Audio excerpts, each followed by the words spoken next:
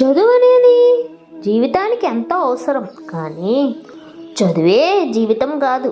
ఇదివరకు రోజుల్లో చదువుకునేవారు, కానీ ప్రస్తుత పరిస్థితుల్లో చదువుకుంటున్నారు కాదంటారా?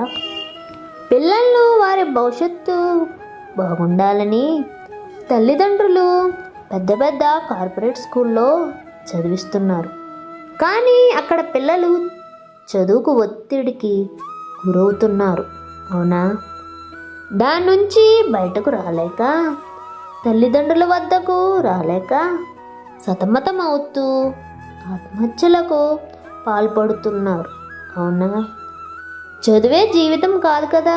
చదువు సంస్కారం నేర్పిస్తుంది. చదువు జీవితంలో ఎలా బ్రతకాలో నేర్పిస్తుంది. అంతేగాని చదువు లేకపోయినా గొప్పవాళ్ళు అయిన వాళ్ళు ఎందరో ఉన్నారు. అందుకే తల్లిదండ్రులు తమ పిల్లలను ఎలా ఉన్నారో కొంచెం చూసుకోండి. లేకపోతే తల్లిదండ్రులు తమ సంతానాన్ని కోల్పోవడం జరుగుతుంది. కాబట్టి తల్లిదండ్రులు తమ పిల్లలు ఏమి ఆసక్తి చూపుతున్నారో తెలుసుకుని వాటిలో శిక్షణ ఇస్తే ఉన్నత శిఖరాలకు చేరుకుంటారు.